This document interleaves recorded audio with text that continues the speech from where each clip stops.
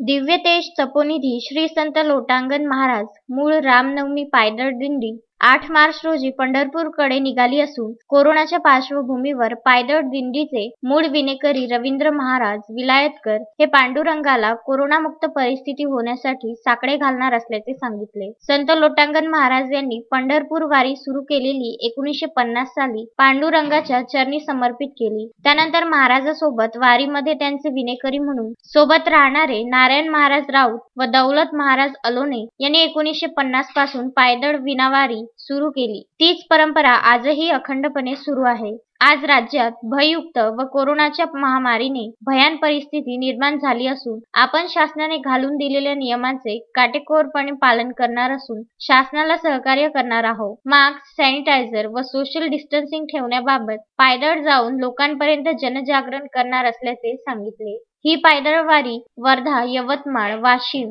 हिंगोली, परभणी, बीड, उस्मानाबाद, सोलापूर अशा प्रकारे 8 जिल्ह्यातून 17 तालुक्यातून आणि 117 गावातून जात आहे। रस्त्यामधून जाताना हरिनामाच्या जपासोबत कोरोना आजाराबाबत जनजागरण करण्यात येणार आहे। दरवर्षी या पायदळ दिंडीत बरेच वारकरी सामील होऊन पंढरपूर पर्यंत यायचे, परंतु यावर्षी लोक कोरोनाच्या सावटात आल्यामुळे लोकांनी गर्दी करू नये, कोणीही दिंडीत सामील होऊ नये, विण्याचे दर्शन दुरूनच घ्यावे, वारकरी भक्तांना कोरोना संक्रमण होऊ नये व या आजाराचा फैलाव न व्हावा याकरिता स्वतःच विना घेऊन परंपरा कायम ठेवून विज्ञानाला आध्यात्मिकेचे जोड देऊन पंढरपूर पर्यंत प्रस्थान करण्याचा निर्णय घेतल्याचे म्हटले आहे। दिव्य तेज तपोनिधी श्री संत लोटांगण महाराज यांनी 1928 साली यवतमाळ जिल्ह्याच्या दारव्हा तालुक्यातून कोलवाई या गावामधून या लोटांगण वारीला सुरुवात केली।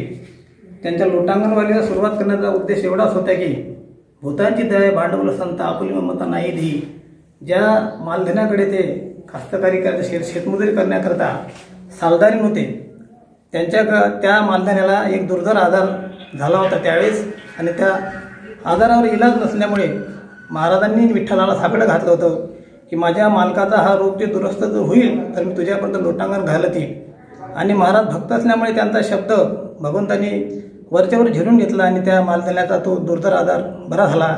तेव्हापासून त्यांनी लोटांगण वारीला सुरुवात केली। त्याच्यानंतर त्यांनी गवळूला येऊन गवळूपासून 19 वाऱ्या आणि तिथून 3 वाऱ्या अशा प्रकारे 22 वर्षापर्यंत त्यांनी वारी केली आणि 1949 साली ही सेवा भगवंताची त्यांनी समर्पित केली। 1950 पासून ही विनावारीची अखंड परंपरा सुरू आहे। अश्विन शाह, विदर्भ न्यूज, पुलगाव।